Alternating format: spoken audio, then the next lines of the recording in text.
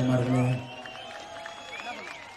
தளராது அயராது உழைக்கக்கூடிய பாரதிய ஜனதா கட்சியினுடைய அன்பு தொண்டர்களே, தலைவர்களே, அன்பு தொண்டர்களே, தலைவர்களே, 2026 பாரதிய ஜனதா கட்சி ஆட்சிக்கு வர வேண்டும் என்றால் மிக கடுமையாக பணி செய்ய வேண்டும் என்பதை முழுவதும் உணர்ந்திருக்கக்கூடிய அன்பு சொந்தங்களே, மேடையின் மீது இருக்கக்கூடிய நம்முடைய மூத்த தலைவர்களே, மிக முக்கியமாக சென்னையில மெட்ராஸ் மக்களுக்கு நன்றி சொல்வதற்காக பாரதிய ஜனதா கட்சி சார்பாக ஏற்பாடு செய்யப்பட்டிருக்கக்கூடிய அந்த கூட்டத்திற்கு கடுமையாக உழைத்திருக்கக்கூடிய நம்முடைய அன்பார்ந்த மாவட்ட தலைவர்களே, இதையெல்லாம் ஒருங்கிணைத்து காவல்துறை மாநில அரசோடு சண்டையிட்டு இந்த நிகழ்ச்சி ஒய்எம்சிஏ மைதானத்தில் நடைபெறுவதற்கு முக்கிய காரணமாக இருக்கக்கூடிய அருமை அண்ணன் மாநிலத்தினுடைய துணைத் தலைவர் திரு நாகராஜன் அவர்களே, முன்னாள் தெலுங்கானா மற்றும் புதுச்சேரி மாநிலத்தினுடைய ஆளுநராக இருந்து அரசியல் பணி அவரை தொடர்ந்து 5 வருட காலம் ஆளுநராக இருந்த பொழுதும் கூட மக்கள் பக்கம் நிற்க வேண்டும், ஒரு ஆடம்பர மாளிகையில இருக்கக்கூடாது, அவருடைய கால் சாதாரண வீதிகளிலே வர வேண்டும், மக்களுக்கான பணிகளை செய்ய வேண்டும், பெரும் மாமனிதர்களோடு அந்த சபையிலே நடக்கக்கூடாது என்பதை ஒரு கங்கணமாக எடுத்துக்கொண்டு 2024 பாராளுமன்ற தேர்தலில் தென் சென்னையிலே களம் கண்டு பாரதிய ஜனதா கட்சி 2026 நிச்சயமாக ஆட்சிக்கு வர வேண்டும் என்பதற்காக முழுவதுமாக தன்னை அர்ப்பணித்து உழைத்துக் கொண்டிருக்கக்கூடிய எங்களுடைய மூத்த தலைவர், முன்னாள் மாநில தலைவர், வழிகாட்டி அக்கா டாக்டர் தமிழிசை சவுந்தரராஜன் அவர்களே, மாநிலத்தினுடைய துணைத் தலைவர்களாக மூத்த தலைவர்களாக இருந்து நம்மை வழிகாட்டி கொண்டிருக்கக்கூடிய அருமை அண்ணன் சக்கரவர்த்தி அவர்களே, அண்ணன் VP துரைசாமி அவர்களே, தேசிய செயற்குழு உறுப்பினர் சகோதரி குஷ்பு சுந்தர் அவர்களே, மூத்த தலைவர்கள் மாநிலத்தினுடைய துணைத் தலைவர் நாராயண திருப்பதி அவர்களே, அண்ணன் சம்பத் அவர்களே, டால்பின் ஸ்ரீதர் அவர்களே, அண்ணன் பால் கனகராஜ் அவர்களே, சென்னையினுடைய முன்னாள் மேயராக இருந்து ஒரு தனி அரசியல் எப்பொழுதும் கூட அவருடைய ரத்தத்தில் கலந்திருந்து பாரதிய ஜனதா கட்சி என்கின்ற இயக்கத்தில் இணைந்து கட்சியினுடைய வளர்ச்சிக்காக பாடுபடக்கூடிய மாநிலத்தினுடைய செயலாளர் அண்ணன் கரதி தியாகராஜன் அவர்களே, மாநிலத்தினுடைய செயலாளர் அண்ணன் சதீஷ்குமார் அவர்களே, அருமை சகோதரர் வினோத் செல்வம் அவர்களே, சகோதரி அக்கா சுமதி வெங்கடேஷ் அவர்களே, சகோதரர் அஸ்வத்தாமன் அவர்களே, அருமை சகோதரர் சூர்யா அவர்களே, சகோதரி பிரமீளா சம்பத் அவர்களே, அக்கா அனந்தபிரியா அவர்களே, சமூக ஊடக பிரிவினுடைய பொறுப்பாளராக இருந்து திறம்பட செயலாடி கொண்டிருக்கக்கூடிய அண்ணன் அர்ஜுனமூர்த்தி அவர்களே, செய்தி தொடர்பாளர்கள், மேடையில் இருக்கக்கூடிய நம்முடைய மூத்த தலைவர்கள், குறிப்பாக முன்னாள் MLAக்கள், அருமை சகோதரி விஜயதரணி அவர் இந்திய அரசியல் வரலாற்றில் மிக வித்தியாசமாக தனக்கு 2.5 ஆண்டுகள் பதவி இருந்த பொழுது அது வேண்டாம் என்று சொல்லிவிட்டு ஏதோ ஒரு காரணம் தேசியத்தின் பக்கம் இருக்க வேண்டும், பிரதமருடைய 400 MPக்கள் கனவை நம்மால் நிறைவேற்ற வேண்டும் என்கின்ற ஒரு கங்கணம் கட்டிக்கொண்டு பாரதிய ஜனதா கட்சியில் இணைந்து பணியாற்றிக் கொண்டிருக்கக்கூடிய அக்கா விஜயதரணி அவர்களே, முன்னாள் சட்டமன்ற உறுப்பினர் அக்கா கோமதி ஸ்ரீனிவாசன் அவர்களே, அக்கா காயத்ரி தேவி அவர்களே, அக்கா ராஜலட்சுமி அவர்களே, மேடையின் மீது இருக்கக்கூடிய எல்லா அணி பிரிவினுடைய தலைவர்களே, எல்லோருக்கும் இந்த நேரத்தில் என்னுடைய நெஞ்சார்ந்த நன்றிகளை, வாழ்த்துக்களை, வணக்கங்களை தெரிவித்துக் கொள்கின்றேன். மிக முக்கியமாக இந்த நிகழ்ச்சிக்காக அரும்பாடுபட்டு ஒய்எம்சிஏ திடல்ல இவ்வளவு பெரிய ஒரு எழுச்சி கூட்டத்தை கூட்டியிருக்கக்கூடிய நம்முடைய எல்லா ஒன்றிய தலைவர்கள் எல்லோரும் இருக்கின்றார்கள். அவர்களுக்கு இந்த நேரத்தில் தென் சென்னை கிழக்கு, சென்னை மேற்கு, மத்திய சென்னை கிழக்கு, மத்திய சென்னை மேற்கு, வட சென்னை கிழக்கு, வட சென்னை மேற்கு, எல்லோருக்கும் இந்த நேரத்தில் நெஞ்சார்ந்த நன்றிகளை தெரிவித்துக் கொள்கின்றேன்.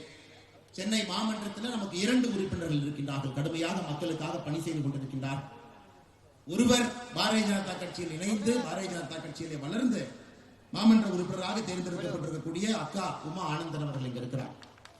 இன்னொருவர் சுயேட்சையாக போட்டியிட்டு தன்னுடைய பலத்தை எல்லாம் நிரூபித்து காட்டிவிட்டு பாரதிய ஜனதா கட்சியில் இணைந்து நான் பணியாற்ற வேண்டும் என்று வந்து நம்முடைய இயக்கத்தை வெளிப்படுத்திக் கொண்டிருக்கக்கூடிய அண்ணன் லியோ சுந்தரம் அவர்கள் மேடையின் மீது இருக்கின்றார்கள். இருவருக்கும் என்னுடைய சிறப்பு வணக்கத்தையும் நன்றிகளையும் இந்த நேரத்தில் நான் தெரிவித்துக் கொள்கின்றேன்.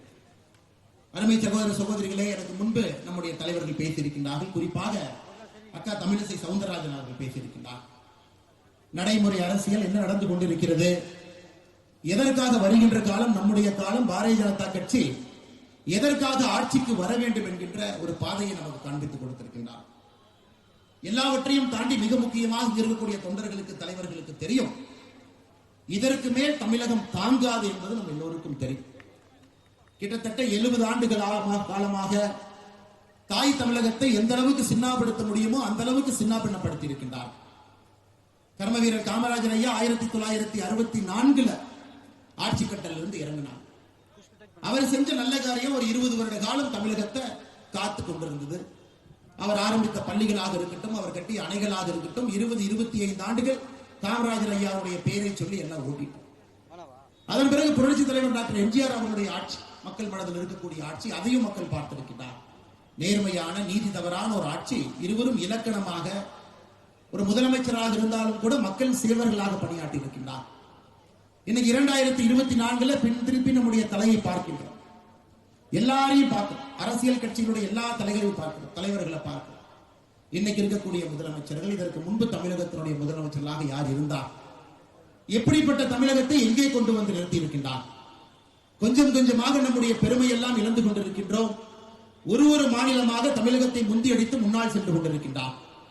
இந்தியாவுடைய மிகப்பெரிய பொருளாதார மாநிலமாக மகாராஷ்டிரா தமிழகம் என்று 40 ஆண்டு காலமாக இருந்தது. இன்னைக்கு மகாராஷ்டிரா, உத்தரப்பிரதேசம், தமிழகம் என்று மாறி இருக்கிறது. 2028 முடியும் பொழுது மகாராஷ்டிரா, உத்தரப்பிரதேசம், கர்நாடகா, தமிழகம் என்று மாறி இருக்கு. 2032 முடிந்திருக்கும் பொழுது 4வது இடத்தில் இருக்கக்கூடிய தமிழகம் 6வது இடத்திற்கு போயிருக்கு. இது அடுத்த 8 ஆண்டு காலத்தில் நாம் தமிழகத்தை பார்க்கக்கூடிய ஒரு தருணம். 2வது 3வது சென்று இருக்கின்றோம். 2லிருந்து 3க்கு போறதாங்க கஷ்டம். 3லிருந்து 10க்கு போறது எளிது, வேகமா கீழே வந்துடும். 4வது நோக்கி சென்று கொண்டிருக்கின்றோம். கர்நாடகா வந்துட்டாங்க.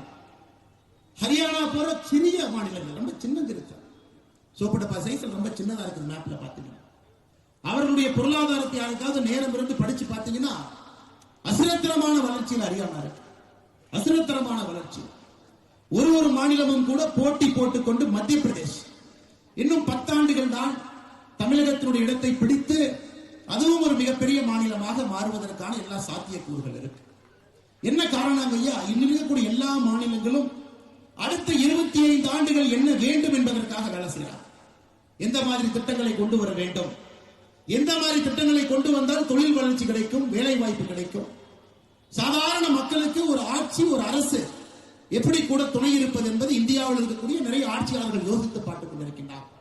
ஆனா தமிழகம் மட்டும்தான், தமிழகத்தினுடைய ஆட்சியாளர்கள் மட்டும்தான் ஒரு குடும்பத்திற்காக சிந்தித்துக் கொண்டிருக்கின்றார். எந்த முடிவெடுத்தாலும் டெண்டர், கமிஷன், கான்ட்ராக்ட் வருமா? எந்த முடிவெடுத்தாலும் அவர்களுடைய கஜானா நம்புமா? எந்த முடிவெடுத்தாலும் கூட மகனும் மருமகனும் நன்றாக இருப்பாங்களா? இன்னைக்கு அக்கா தமிழிசை அக்கா சொன்னாங்க, நேற்று நடந்த ஒரு நிகழ்வுல சூப்பர் ஸ்டார் ரஜினிகாந்த் அவர்கள் பேசிய பேச்சு, சூப்பர் ஸ்டார் ரஜினிகாந்த் அவர்கள் பேசிய பேச்சு நான் எப்படி பார்க்கிறேன்னா, துரைமுருகன் போன்றவர்கள் மேடையில் இருக்கும் பொழுது, ஏவா வேலு போன்றவர்கள் மேடையில் இருக்கும் பொழுது, அரியணை உதயநிதி ஸ்டாலின் கைக்கு போகும்போது கலவரம் வெடிக்கும் என்பதை சுட்டிக்காட்டி இருக்கின்றார். அதுதான் சூப்பர் ஸ்டார் ரஜினிகாந்த் அவருடைய பாணியில அது அப்படியே நல்லா பூசி மெழுகி அது மேல சுகர் எல்லாம் போட்டு பண்ணி யாருக்கு எந்த பிரச்சனையும் வரக்கூடாது என்பதற்காக அந்த பண்ணை முதலமைச்சருடைய வாயிலை திருப்பி விட்டு போயிருக்கின்றார். அதான் ஒரு சூப்பர் ஸ்டார் ஸ்டாலின் சுத்தி ஸ்டாலினுக்கு சொல்லியிருக்கார். சூப்பர் ஸ்டார் இப்படி இருக்கு, பழைய மாணவன் புதிய மாணவன் சொல்லியிருக்கிறார். இன்னைக்கு தமிழகத்தினுடைய நிலையம் எப்பொழுது துணை முதலமைச்சராக உதயநிதி வருவார்கள் என்று அமைச்சர்கள் எல்லாம் காத்துக் கொண்டிருக்கின்றார். ஏன்னா வந்துட்டாங்கன்னா அவர்களுடைய குழந்தைகளை லைஃப் அவங்க சேஃப்டி பண்ணிருக்கு. இன்னைக்கு நான் வழக்கமான அரசியல் பேச்சு பேச போவது கிடையாது. காரணம், சில முக்கியமான விஷயங்களை உங்கள் முன்னால் பகிர வேண்டும் என்று நான் நினைத்துக் கொண்டிருக்கின்றேன். காரணம், தமிழகத்தினுடைய தலைநகர சென்னையில் அதை சொல்ல வேண்டும் என்பது என்னுடைய ஆசை. நானும் 3 ஆண்டு காலமாக இது போன்ற ஒரு சமயத்திற்காக காத்துக் கொண்டிருந்தேன். இன்னைக்கு இவர்கள் எல்லாரும் எதற்காக காத்திருக்கின்றார்கள்? முதலமைச்சருடைய கையில் இருந்து உதயநிதி ஸ்டாலின் கைக்கு அந்த பொறுப்பு போகும் பொழுது நமக்கு பின்பு நம்முடைய மகன் வந்து விடுவான், எந்த பிரச்சனை இருக்காது என்பதற்காகத்தான் திராவிட முன்னேற்ற கழகத்தினுடைய அமைச்சர்கள் ஜால்ரா கோஷ்டிகளாக சத்தம் போட்டுக் கொண்டிருக்கின்றார். எப்படி ஒரு கிணத்து தவளை கத்தும் பொழுது சுற்றி இருக்கக்கூடிய கிணத்து தவளைகள் கத்துமோ அதுபோல எல்லாரும் மாத்தி அவர்கள் எப்படி அரசியலுக்கு வந்தாங்க? தன்மான அரசியல் 1970 பேசின தலைவர்கள் இன்னைக்கு உதயநிதி ஸ்டாலின் துணை முதலமைச்சராக வருவது தவறு கிடையாது என்று பேசிக் கொண்டிருக்கின்றார். இங்கேதான் தமிழ் சமுதாயம் சென்று கொண்டிருக்கிறது. எங்க போயிட்டு இருக்குன்னா, இங்க போயிட்டு இருக்கு. ஒரு குடும்பத்தினுடைய கையை தாண்டி 3வது தலைமுறையாக ஒரு குடும்பத்தினுடைய கையிலே ஆட்சி அதிகாரம் இருக்க வேண்டும்.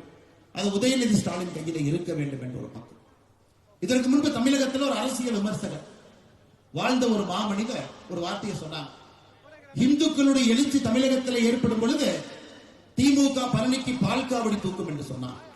இந்துக்களுடைய எழுச்சி தமிழகத்தில் ஏற்படும் பொழுது திமுக காரன் பழனிக்கு பால்காவடி தூக்குவார். இன்னைக்கு எல்லோரும் பழனியை நோக்கி சென்றிருக்கின்றார். பழனியில மாத்தி மாத்தி பேசுறாங்க. நாங்கள் ஊரை சார்ந்தோம், எங்களுடைய விவசாயமாக நாங்கள் செய்தாலும் கூட எங்களுடைய முதல் அறுவடை பழனிக்கு போகும். தமிழகத்தினுடைய எல்லோருக்கும் முருகன் தமிழ் கடவுளாக நம்முடைய கடவுளாக இருந்தால், நான் சார்ந்திருக்கக்கூடிய பகுதிக்கு எங்களுடைய முதல் கடவுளாக முருகருமான் இத்தனை காலமா இருக்கிறார். எங்களுடைய முதல் முட்டை பழனியில் இருக்கும், பெயர் வைப்பது பழனியாக இருக்கும். முருகனை நன்றாக தெரிந்தவன் நான். என்னுடைய பெயரும் கூட முதல்ல சிவசெந்தில் குமார் என்றுதான் இருந்தது.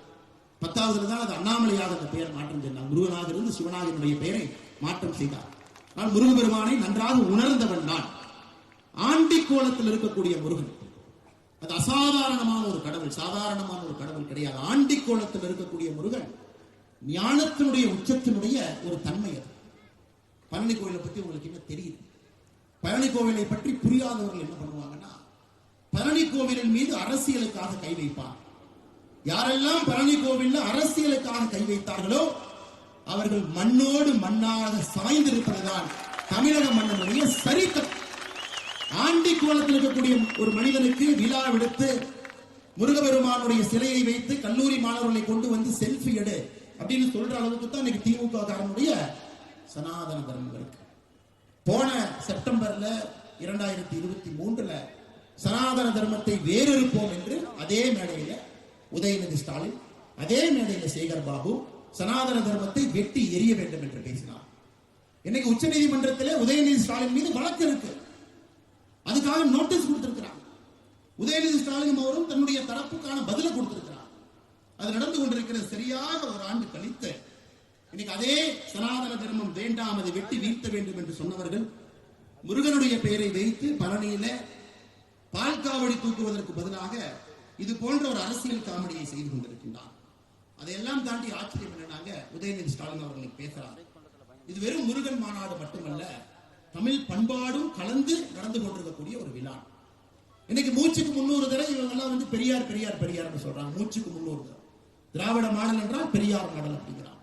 நடந்து கொண்டிருப்பது பெரியாருடைய ஆட்சி. இதே பெரியார் அவர்கள் தமிழ் பண்பாட்டை பத்தி என்ன சொன்னார் உங்க எல்லோருக்குமே தெரியும். தமிழ் பண்பாடு என்றால் நம்முடைய தாய்மொழியினுடைய 3 புலவர், ஐயன் திருவள்ளுவர் அவர்கள், தொல்காப்பியர் அவர்கள், கம்பன் அவர்கள். இந்த 3 பேர்த்த பத்தி பெரியார் என்ன சொன்னார் நான் படிக்கிறேங்க கேளு. திருவள்ளுவர் பத்தி சொல்றார்.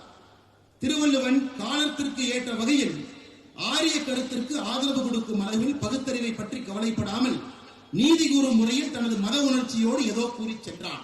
இது பெரியார் அவர்கள் ஐயன் திருவள்ளுவரை பற்றி பேசுவார். பெரியார் அவர்கள் தொல்காப்பியனை பற்றி என்ன சொல்றாங்க பாருங்க. தொல்காப்பியன் ஆரிய கூலி, ஆரிய தர்மத்தை தமிழ் இலக்கணமாக செய்துவிட்ட மாபெரும் துரோகி. பெரியார் அவர்கள் கம்பனை பற்றி என்ன பேசுறாங்க பாருங்க. கம்பன் இன்றைய அரசியல்வாதியை போன்றவன். அது ஒண்ணுதான் கரெக்டா சொல்லியிருக்காரு. கம்பன் இன்றைய அரசியல்வாதியை போன்றவன். அரசியல்வாதியை தப்பா பெரியார் சொல்லியிருக்காரு, கம்பனை பற்றி தவறா சொல்லியிருக்காரு. முழு பொய்யன், முழு பித்தலாட்டக்காரன். இது பெரியார் அவர்கள் தமிழ் மொழியினுடைய தமிழ் பண்பாட்டினுடைய உச்சத்தில் இருக்கக்கூடிய 3 புலவர்களை பற்றி சொன்ன கருத்து. ஆனா இன்னைக்கு அதே திராவிட முன்னேற்ற கழகம், அந்த சித்தாந்தத்திலிருந்து நாங்கள் வந்திருக்கின்றோம் என்று சொல்லியிருக்கக்கூடிய திராவிட முன்னேற்ற கழகம், தந்தை பெரியாருடைய மாடல் தான் திராவிட மாடல் என்று சொல்லக்கூடிய திமுக இன்னைக்கு தமிழ் பண்பாடு என்கின்ற வார்த்தையை உச்சரிக்கிறார். அந்த கேவலமான ஒரு நாடகத்தை பழனி மண்ணில் அரங்கேற்றிக் கொண்டிருக்கின்றார்கள். நிச்சயமாக ஆண்டி கோலத்தில் இருக்கக்கூடிய முருகபெருமானை பார்த்துக் கொண்டிருக்கின்றார். உங்களுக்கு தெரியும், எப்பொழுதுமே முருகனுடைய தண்டனை வந்து கொண்டே இருக்கிறது. அது வரும். ஆனால் வரும் பொழுது பயங்கரமாக வரும். அது சாதாரணமாக வராது. கலாச்சாரத்தை 70 ஆண்டு காலமாக சீரழித்தவர்களை முழுமையாக மண்ணோடும் வேரோடும் வீழ்த்தக்கூடிய ஒரு தண்டனை தமிழ் கடவுள் முருகபெருமான் நிச்சயமாக திராவிட முன்னேற்ற கழகத்துக்கு கொடுக்கத்தான் போறாங்க. அதுல எந்த ஒரு மாற்று கருத்தும் இல்லை. அருமை சொந்தங்களே, சகோதர சகோதரி, இன்னைக்கு நம்ம எல்லோருமே மேடையில பேசுறோம். பாரதிய ஜனதா கட்சி தமிழகத்திலே ஆட்சியை பிடிக்க வேண்டும், நியாயமான ஒரு கருத்து. நம்ம எல்லோரும் அதற்காகத்தான் எல்லா வேலையும் விட்டுவிட்டு அரசியலை முழு நேர வேலையாக இங்கே செய்து கொண்டிருக்கின்றோம். மண்டல் தலைவர்கள் ஆரம்பித்து, தொண்டர்கள் ஆரம்பித்து, மேடையில் இருக்கக்கூடிய எல்லா தலைவர்கள்.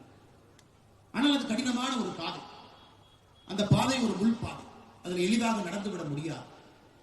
அரசியலை அரியணையை பிடிக்க வேண்டும், பாரதிய ஜனதா கட்சியை ஆட்சிக்கு கொண்டு வர வேண்டும் என்றால் பாரதிய ஜனதா கட்சி தமிழ் மக்கள் முன்னால் சொந்த பலத்தில் நிற்கும். இதுதான் அந்த இடத்திற்கு வருவதற்கான முதல் தகுதி. சொந்த பலத்தில் இந்த கட்சி நின்று காலோன்று நிற்க வேண்டும், முதல் தகுதி. இரண்டாவது தகுதி, நமக்கு இருவரும் எதிரிகள் தான், அதில் எந்த சமரசமும் கிடையாது. என்னை பொறுத்தவரை மாநில தலைவராக இந்த கட்சியினுடைய தொண்டராக இருவரும் ஒரே மாதிரி தான் எதிர்ப்பு. திராவிட முன்னேற்ற கழகம் என்பது ஒரு தீய சக்தி. அது 50 ஆண்டு காலமாக தமிழக மக்கள் நன்றாக உணர்ந்திருக்கக்கூடிய ஒரு தீய சக்தி.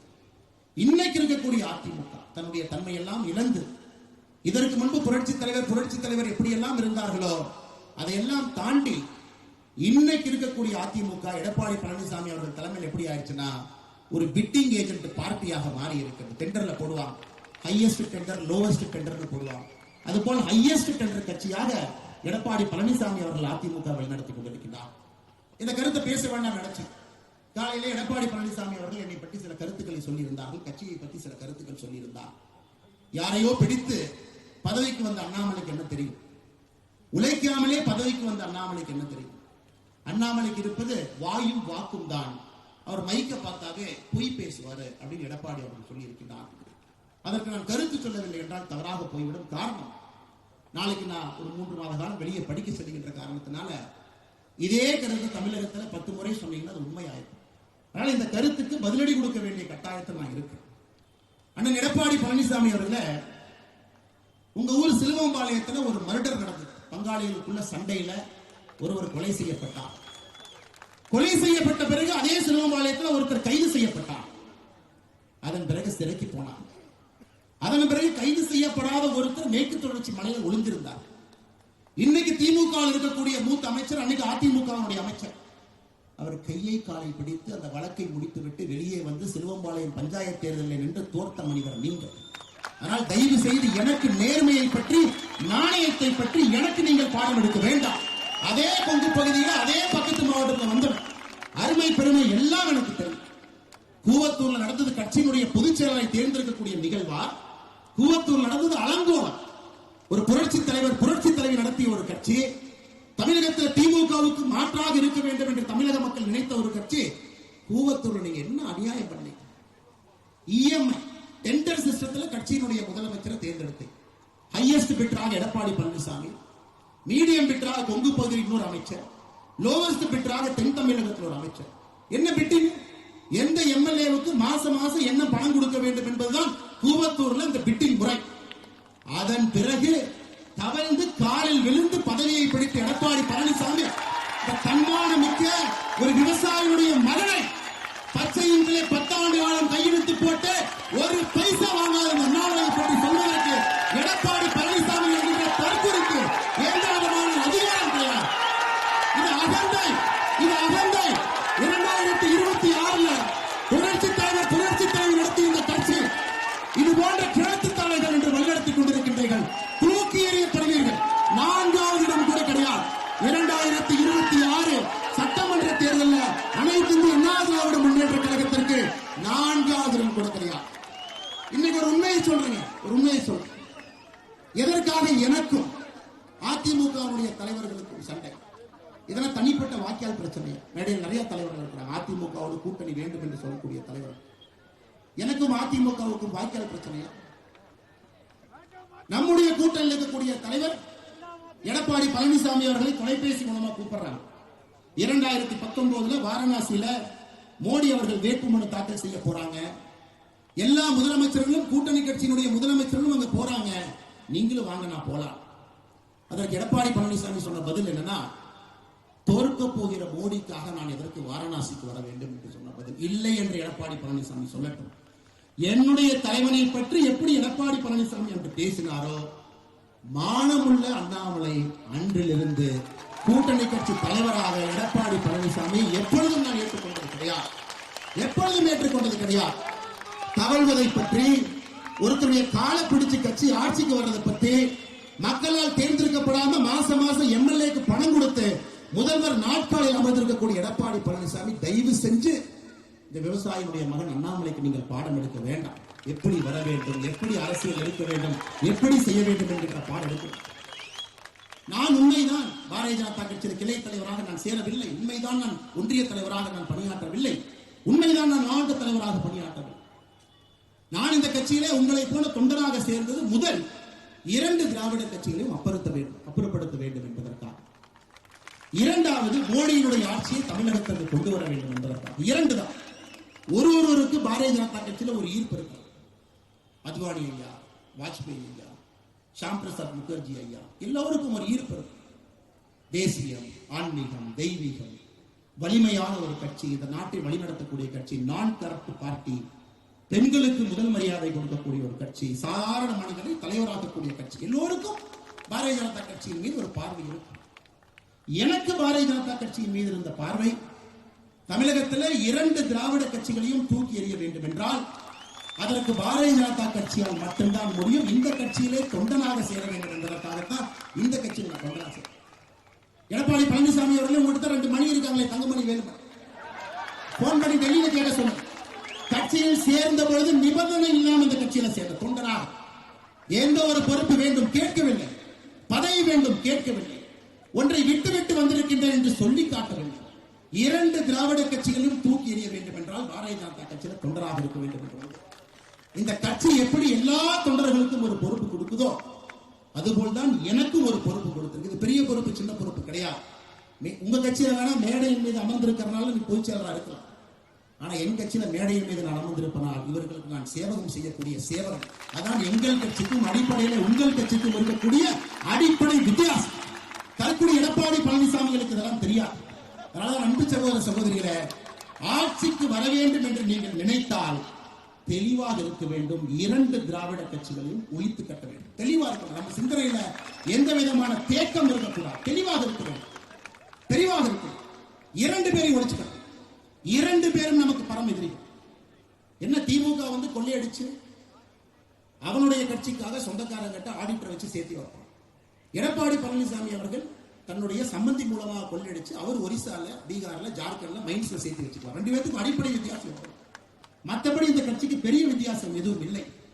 அதனால அன்பு சொந்தங்களே, உங்களுடன் மறுபடியும் வைக்கக்கூடிய வேண்டும்.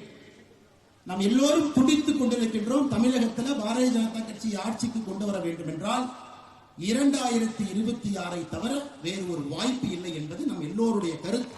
காலம் கணிந்திருக்க வரும்பொழுது ஒரு தொண்டை சொன்னோம், அண்ணே நான் இந்த மேடைக்கு வரமாட்டேன். நம்முடைய கட்சி கலைஞர் கருணாநிதி அவருடைய சமாதிக்கு போயிருக்கிறோம். நம்முடைய கட்சி மேடையின் மீது வெளியிடக்கூடிய நாணய வெளியீட்டு விழாக்கு நம்முடைய கட்சி போயிருக்கு. அதனால் நீங்கள் என்னை ஏற்றுக்கொள்ள வேண்டும். நான் இந்த ஒரு பெரிய தலைவர், நான் இந்த நிகழ்வுக்கு, சென்னை நிகழ்வுக்கு வரமாட்டேன். நீங்க தயவு செஞ்சு தப்பா புரிஞ்சுக்காதீங்க. நான் அவருக்கு பதிலளித்திருந்தேன். இது உங்களுடைய தனிப்பட்ட கருத்தாக இருந்தாலும் கூட அதனை நான் தலையிட விரும்பவில்லை. அது உங்களுடைய கருத்து. அதே நேரத்தில் நீங்க நன்றாக புரிந்து கொள்ளுங்கள், மோடி அவர்களுக்கு நம்ம எப்ப தேவைப்பட்டுச்சு? 2014 மோடி அவர்களுக்கு ஒரு தொண்டனும் தேவைப்பட்டார். 283 தனி மெஜாரிட்டியில 30 வருஷம் கழிச்சு ஒரு பிரதமரை இந்த நாடு பார்க்க வேண்டும் என்பதற்காக எல்லோரும் மோடியின் பின்னால் நின்றோம். 2019 அந்த கண்டினியூட்டி மோடி அவர்கள் வர வேண்டும் என்பதற்காக மறுபடியும் நாம் நின்றோம். நாம் நன்றாக புரிந்து கொள்ள வேண்டும், மோடி அவர்களுக்கு ஒரு பாரதிய ஜனதா கட்சியினுடைய தொண்டன் 2014 விட 2019 விட 2024 இன்னும் அதிகமாக தேவைப்படுகின்றான் என்பதை நீங்கள் புரிந்து கொள்ள வேண்டும். காரணம் நாட்டினுடைய சூழ்நிலை. நம்மை சுற்றி இருக்கக்கூடிய நாட்டை பாருங்க, இலங்கையை பாருங்க, பங்களாதேஷை பாருங்க, பாகிஸ்தானை பாருங்க, ஆப்கானிஸ்தானை பாருங்க, மாலத்தீவை பாருங்க, நேபாள பாருங்க. எல்லாம் ஜனநாயகம் தோத்து விட்டது. ஒரு பக்கம் சர்வதிகாரிகள் வந்திருக்கின்றார்கள், இன்னொரு பக்கம் மிலிட்டரி ரூல், இன்னொரு பக்கம் என்ன பண்றதுனே தெரியாத பொருளாதார சுமையிலே அந்த நாடுகள் மாட்டி இருக்கிறது. நாட்டிற்குள்ள எதிரிகள் அதிகமாக இருக்கின்றார்.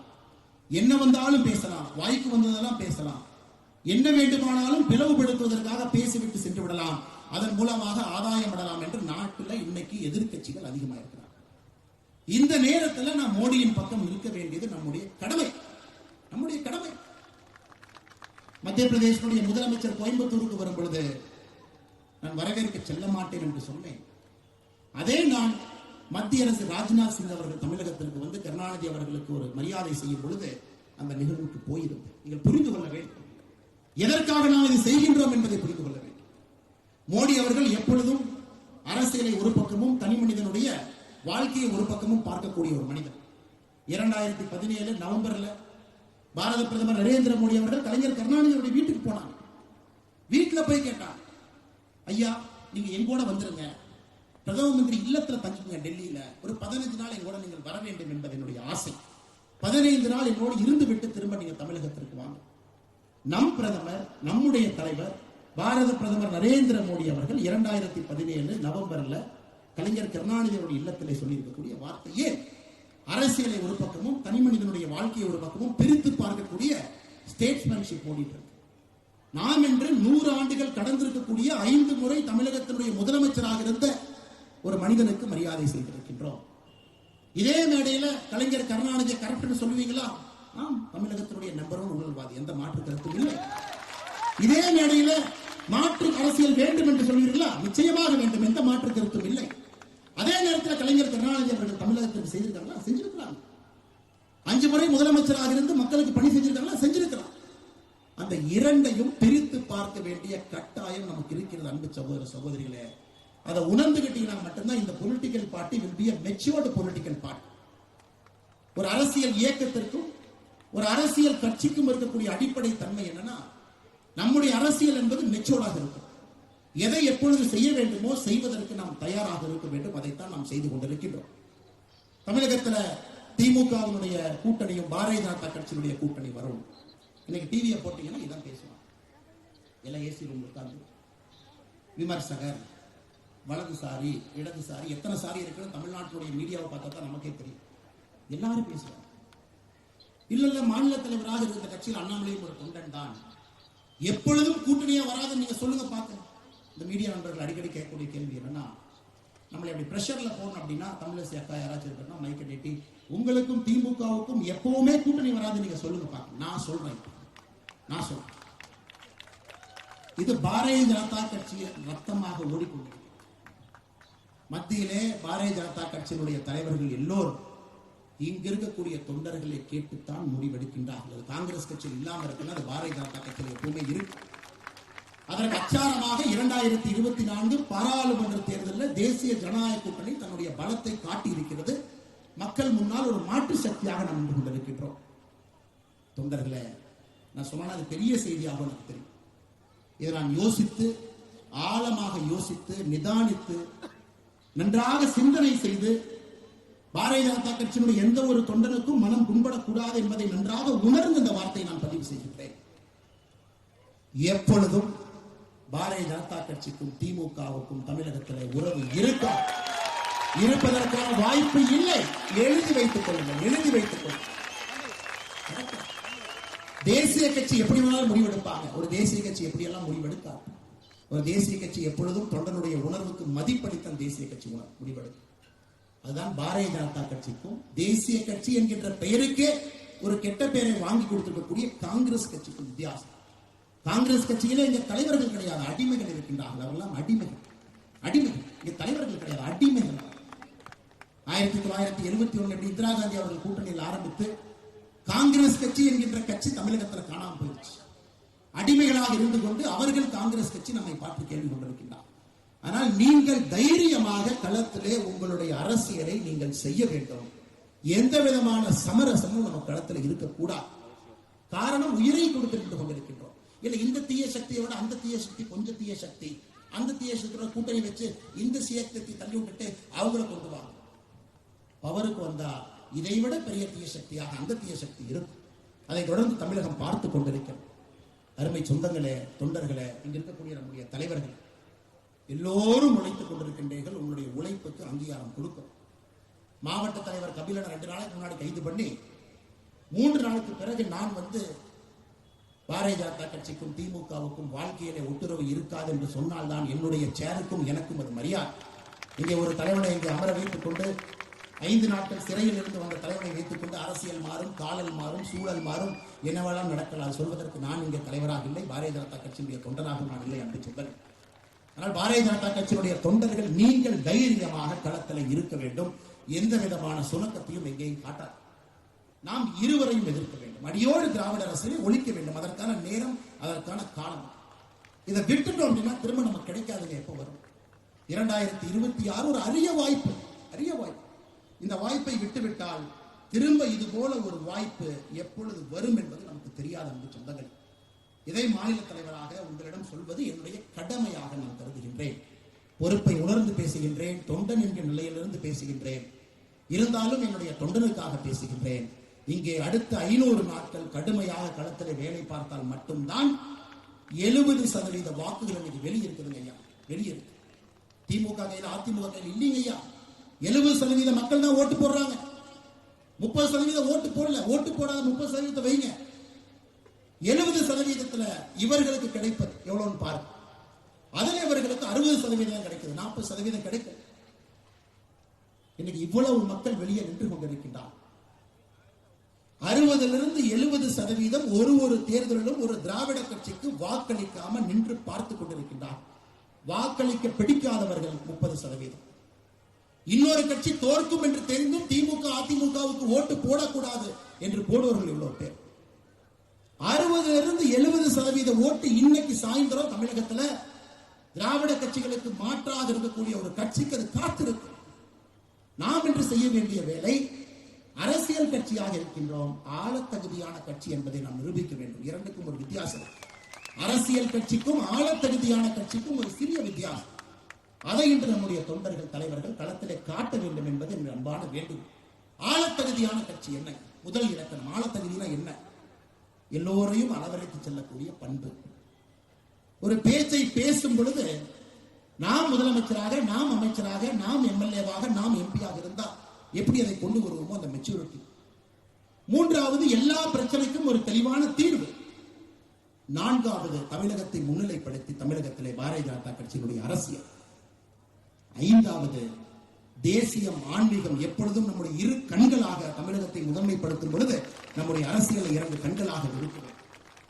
இதை செய்யும் பொழுது கொஞ்சம் கொஞ்சமாக எனக்கு திமுகவையும் பிடிக்காது, அதிமுகவையும் பிடிக்காது, பாரதிய ஜனதா கட்சியை கொஞ்சம் பொறுத்திருந்து பார்ப்போம் என்று நினைப்பவர்கள் நம் பக்கம் வர ஆரம்பிப்பார். அதை நீங்கள் செய்ய வேண்டும். அதற்கு ஒரு பெரிய வாய்ப்பு இந்த உள்ளாட்சி தேர்தல். அன்பு சொந்தங்களே, இந்த உள்ளாட்சி தேர்தலில் பாரதிய ஜனதா கட்சியினுடைய முடிவு எல்லா இடத்திலும் பாரதிய ஜனதா கட்சி நிற்கும். எல்லா இடத்திலும் நிற்கும். மாமன்றத்தில், பஞ்சாயத்துல, எல்லா இடத்திலும் பாரதிய ஜனதா கட்சி நிற்கும் என்பது நம்முடைய அமைப்பு பொதுச்செயலாளர் கே. சுனாயன்ஜி அவர்கள் எடுத்திருக்கக்கூடிய முடிவு. எல்லா இடத்திலும் நிற்கும். நிற்பதற்கு நீங்கள் தயாராக இருக்க வேண்டும். ஆட்சிக்கு வர வேண்டும் என்று நீங்கள் நினைத்தால் உள்ளாட்சி தேர்தலில் ஒரு தொண்டனும் தலைவனும் களம் இறங்க வேண்டும். மக்களுக்கு நாங்கள் சேவை செய்வோம் என்பதை நீங்கள் களத்திலே காட்ட வேண்டும். பாரதிய ஜனதா கட்சி மாற்று சக்தி என்று சொன்னால் 1,12,000 இடத்துல பாரதிய ஜனதா கட்சியினுடைய தலைவர்கள் தொண்டர்கள் உள்ளாட்சி தேர்தலில் நிற்க வேண்டும். 1,12,000 இடத்துல இதெல்லாம் நிற்கும் பொழுது நம்முடைய பலத்தை மக்களுக்கு காட்டுகின்றோம், நம்முடைய விஸ்தாரத்தை காட்டுகின்றோம். 1,12,000 இடத்துல பெரிய கட்சிகளை நிற்பதற்கு பயப்படுவார். நாம் நிற்கின்றோம். நீங்க ஒருக்கா நின்றுட்டீங்கன்னா அந்த ஏரியால நீங்க தான் தலைவர். பிரச்சனையா இருந்தாலும் உங்க வீட்டுல 6 மணிக்கு உங்க கதவை தான் மக்கள் தட்டுவார். அதையும் நீங்க பார்க்கணும். ஒரு முறை நின்று விட்டால் பாரதிய ஜனதா கட்சியை பொறுத்தவரை எங்களுடைய முதலமைச்சர் அந்த வார்டுக்கு நீங்க தான். எல்லா வார்டுகளுக்கும் சேர்த்து ஒரு முதலமைச்சர் இருக்கலாம், இத்தனை வார்டுகளுக்கு ஒரு எம்எல்ஏ இருக்கலாம். பாரதிய ஜனதா கட்சியை பொறுத்தவரை உள்ளாட்சி தேர்தலில் இந்த முறை நீங்கள் போட்டியிட்டு விட்டால் எங்களுடைய முதலமைச்சர் அந்த வார்டுக்கு நீங்க தான் என்பதை நீங்கள் புரிந்து கொள்ள முடியும். 1,12,000 முதலமைச்சர்கள் ஒன்றாக சேரும் பொழுது 2026 தமிழகத்திற்கு பாரதிய ஜனதா கட்சியினுடைய முதலமைச்சர் கிடைப்பார் என்பதை நல்ல புரிந்து. அதற்கு 1,12,000 பேர் களத்தில் நிற்கும். அதனால் நம்முடைய முதல் சவால் உள்ளாட்சி தேர்தலுக்கு தயாராக களத்திலே நாம் நிற்க வேண்டும். இரண்டாவது சவால், 2 கட்சிகளுக்கும் மாற்று நாம் தான் என்பதை நாம் சொல்ல வேண்டும். 3 செயல்களை இருக்க வேண்டும். 4வது சவால், திமுகவுடைய எதிர்ப்பு, அதிமுகவுடைய எதிர்ப்பை சரியாக புரிந்து அந்த எதிர்ப்பை களத்திலே காட்ட வேண்டும். இதெல்லாம் 500 நாட்கள் தாங்க இருக்கு. 2026 இது வராது வந்திருக்கக்கூடிய ஒரு மாபெரும்.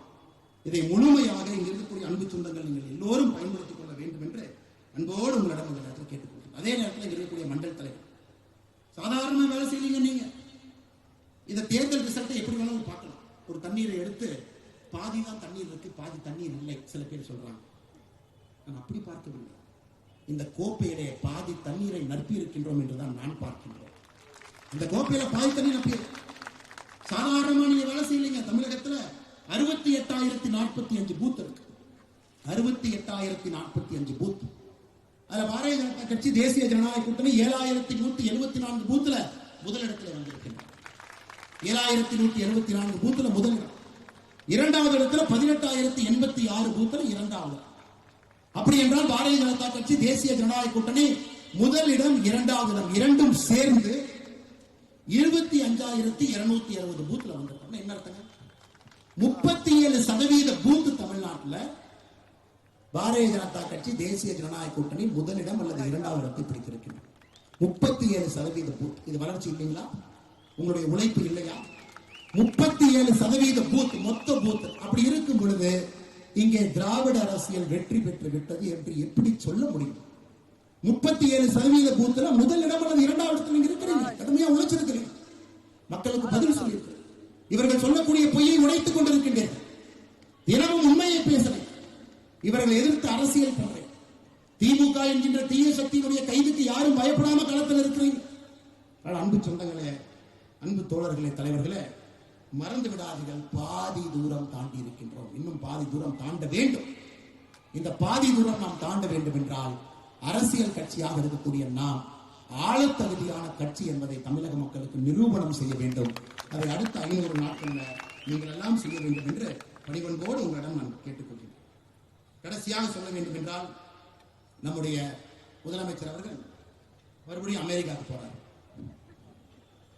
ஏன்னா அவருக்கு ஒரு ஆசை, பாரத பிரதமர் இத்தனை நாட்டுக்கு போறாரு, உக்ரைனுக்கு போறாரு, போரை நிறுத்துறன்னு பேசுறாரு, ரஷ்யாவுக்கு போறாரு, ரஷ்யாலேயும் கட்டிப்பிடிக்கிறாங்க, உக்ரைன்லயும் கட்டிப்பிடிக்கிறாரு, இல்லையா? வித்தியாசமா இருக்கு. ஏன்னா முதலமைச்சர் பார்க்கிறார், நாம் அந்த மாதிரி போலாமே. துபாயில் ஆரம்பிச்சு சிங்கப்பூர் போய், ஜப்பான் போய், ஸ்பெயின் போய், இன்னைக்கு அமெரிக்கா கிளம்பிருக்கு. முதலமைச்சர் இன்னொரு நப்பாசை என்னன்னா, 14 நாடுகள்ல பிரதமர் அவர்களுக்கு உயரிய விருது கிடைச்சிருக்கு. அது 7 இஸ்லாமிய நாடுகள் இருக்கு. நமக்கும் யாராச்சும் கொடுப்பாங்களா? நாம் ஏற்கனவே சொல்லி இருக்கின்றோம், புலியை பார்த்து பூனை சூடு போட்டுக் கொள்ளலாம். நாமளும் புலியாகலாம், நாமளும் தாவலாம், நாமளும் எட்டி குதிக்கலாம். அன்பு சொந்தங்களே, எந்த விதமான டிராமாவை இவங்க போட்டாலும் கூட முதலமைச்சர் அவர்களுக்கு தெரியும், தமிழகத்தில் இருக்கக்கூடிய திமுகவிற்கும் தெரியும், இந்த பொய்யான அரசு, பித்தலாட்டத்தனமான அரசு, ஏழை மக்களுடைய வயிற்றை அடிக்கக்கூடிய அரசு, தமிழகத்திற்கு எந்த விதமான நல்லதும் செய்யாம தமிழிசைக்கா சொன்னது போல ஸ்டிக்கர் ஒட்டக்கூடிய ஒரு அரசு, ஆண்டிக்கோளத்தில் இருக்கக்கூடிய எம்பெருமான் முருகனை அவமானப்படுத்தி, இதையெல்லாம் பேசிவிட்டு அவமானப்படுத்திவிட்டு ஒரு மாநாடு போட்டால் முருகனுடைய மனம் குளிர்ந்து விடும் என்று நினைக்கக்கூடிய ஒரு மூடத்தனமான அரசுக்கு 2026 மக்கள் பதிலடி கொடுக்க போறாங்க. ஆனால் நீங்கள் தெளிவாக இருக்க வேண்டும், கடுமையாக உழைக்க வேண்டும், எந்த இடத்திலும் கூட சுணக்கம் காட்டாதீங்க. வருகின்ற காலம் நம்முடைய காலம் என்பதை மறந்து விடாதீர்கள். குறிப்பாக இந்த மேடையில் இருக்கக்கூடிய எல்லா நம்முடைய ஆற்றல் மிகுந்த மாவட்ட தலைவர்களுக்கு என்னுடைய நெஞ்சார்ந்த வாழ்த்துக்களை, நல்வாழ்த்துக்களை தெரிவித்துக் கொள்கின்றேன். மேடைக்கு முன்புறத்தில் இருக்கக்கூடிய நம்முடைய மண்டல தலைவர்களும் மாவட்ட தலைவர்கள் சார்பாக அவர்களுக்கும் என்னுடைய நெஞ்சார்ந்த வாழ்த்துக்களை, நல்வாழ்த்துக்களை தெரிவித்துக் கொள்கின்றேன். சென்னையில் இருக்கக்கூடிய 3 பாராளுமன்றத்தில் 591 பூத் முதலிடத்தில் வந்திருக்கிறேன். நீங்கள் எல்லாம் உங்களை மாற்றிக் கொள்ள வேண்டும். 591 பூத், 3 பாராளுமன்றமும் சேர்த்து 3 பாராளுமன்றத்தில் பாருங்க, 18 தொகுதியில 13 தொகுதியில நாம 2வது வந்திருக்கோம். 591 பூத்துல முதலாவது வந்திருக்கின்றோம். இது வெற்றிக்கான முதல் படி. கோப்பை பாதி நம்பி இருக்கிறது என்று பார்க்க வேண்டிய பார்வை. அதனால் இன்னும் வேகமாக சுணங்காம நீங்க வேலை செஞ்சுக்கிட்டே இருங்க. வருகின்ற காலம் நம்முடைய காலம், அதில் எந்த ஒரு மாற்று கருத்தும் இல்லை. எதற்கும் பயப்படாதீங்க. மோடிக்கு நாம் தேவை என்பதை நன்றாக உணர்ந்து கொள்ளுங்கள். மோடி ஐயாவுக்கு எப்ப நாம தேவைப்பட்டோமோ அதை விட அதிகமாக ஒரு பாரதிய ஜனதா கட்சியுடைய தொண்டன் இன்னைக்கு தேவைப்படுறான். நேற்று மோடி ஐயா புதிய பென்ஷன் ஸ்கீமை பத்தி பேசியிருக்கிறாங்க, நேஷனல் பென்ஷன் ஸ்கீம். அதை சொல்ல வேண்டியது நம்முடைய கடன். 2005 பென்ஷன் ஸ்கீமை தூக்கணும். இன்னைக்கு 20 ஆண்டுகள் கழித்து மோடி ஐயா 2024 அற்புதமான பென்ஷன் திட்டத்தை கொண்டு வந்திருக்கிறார். நேரடியாக 23 லட்சம் மக்களுக்கு நேரடியா பயன்பட போறாங்க. நல்லா யோசிச்சு 25 ஆண்டுகளுக்கு மேல பணி செஞ்சிருக்கிறீங்க. கடைசியா வாங்கின 12 மாசத்தினுடைய சம்பளத்தினுடைய ஆவரேஜ் 50% நேரடியா உங்களுக்கு வருது. உறுதியான ஓய்வூதியம், குடும்ப ஓய்வூதியமாக இருக்கும்போது ஓய்வூதியரின் மறைவுக்கு பிறகு அவர் பெற்ற ஓய்வூதியத்துல 60% குடும்பத்தினருக்கு வருது. 10 ஆண்டு காலம் பணி செய்துவிட்டு வேலையை விட்டுட்டு வெளியே வந்தீங்கன்னா 10,000 ரூபாய் உங்களுக்கு ஓய்வூதியம். இதெல்லாம் நம்ம எடுத்து போய் சொல்லணும். திருமுனை கூட்டம் போட்டு நாம பேசணும். இதை மோடி அவர்கள் எதிர்பார்க்கின்றார். ஏன்னா பொய்யாயிரம் பேசலாம். ஆனா பாரதிய ஜனதா கட்சியுடைய தொண்டன் உண்மையை பேசுவதற்கு நாம் பயப்படக்கூடாது. உண்மையை பேசுவதற்கு நீங்கள் களத்தில் இருக்க வேண்டும். நேற்று நடந்த ஒரு நிகழ்வு, இது போல தினமும் 1008 நிகழ்வுகள் நம்முடைய மத்திய அரசு சாதனையாக செய்து கொண்டு இருக்கிறது. இதையெல்லாம் நீங்கள் பேச வேண்டும், மக்களிடத்தில் எடுத்துச் செல்ல வேண்டும். மோடி அவர்களுக்கு எப்பொழுதும் இல்லாத அளவுக்கு நாம் இன்று தேவைப்படுகின்றோம். அவரோடு அரணாக இருக்க வேண்டியது நம்முடைய கடமை. தனிப்பட்ட வெறுப்புகள் இருந்தாலும் அதை தள்ளி வைத்துவிட்டு மோடிக்கு அரண் சுவராக ஒரு பாரதிய ஜனதா கட்சியினுடைய தொண்டரும் தலைவரும் இருக்க வேண்டும் என்கிற அன்பான வேண்டுகோளை வைத்து உறுப்பினர் சேர்க்கை முகாம் செப்டம்பர் 1ஆம் தேதியிலிருந்து ஆரம்பிக்கும். இதுதாங்க நம்ம போட்டி. நம்ம போட்டியில அங்க காட்டணும்.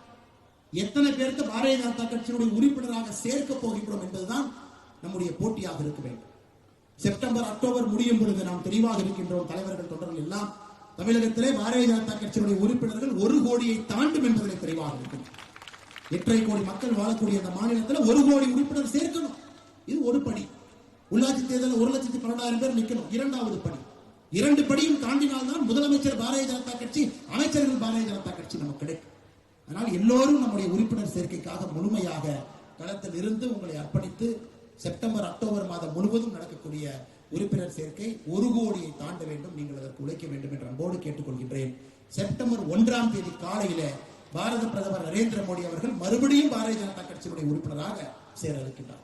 பாரதிய ஜனதா கட்சியை பொறுத்தவரை 6 ஆண்டுகளுக்கு ஒரு முறை மறுபடியும் நாம் சேர வேண்டும். மோடி அவர்கள் சேரும் பொழுது தமிழகத்தில் செப்டம்பர் 1ஆம் தேதி குறைந்தபட்சம் 10 லட்சம் பேர் நம்முடைய இயக்கத்தில் உறுப்பினர்களாக சேர்க்கப்பட வேண்டும் என்பதிலும் தெளிவாக இருக்கின்ற ஒரே நாளிலே 10 லட்சம் 2 மாதத்திலே 1 கோடி என்பது நம்முடைய இலக்கு. நீங்கள் எல்லாம் ஒன்றாக இணைந்து கடுமையாக களப்பணி செய்து இதை செய்து காட்ட வேண்டும் என்று அன்போடு கேட்டுக்கொள்கின்றேன். வந்திருக்கக்கூடிய எல்லா நம்முடைய தொண்டர்களுக்கும், தலைவர்களுக்கும், மண்டல தலைவர்களுக்கும், கிளை தலைவர்களுக்கும், மேடையின் மீது இருக்கக்கூடிய எல்லா மாவட்ட தலைவர்களுக்கும், மேடையின் மீது இருக்கக்கூடிய எல்லா மூத்த தலைவர்களுக்கும் என்னுடைய நெஞ்சார்ந்த நன்றிகளை தெரிவித்து, வாய்ப்பு கொடுத்த இந்த மாவட்டத்தினுடைய தலைவர் அண்ணன் கருநாகராஜன் அவர்கள் நன்றி தெரிவித்து என்னுடைய உரையை முடித்துக் கொள்கின்றேன். நன்றி, வணக்கம். பாரத் மாதா கி, பாரத் மாதா கி, பாரத் மாதா கி.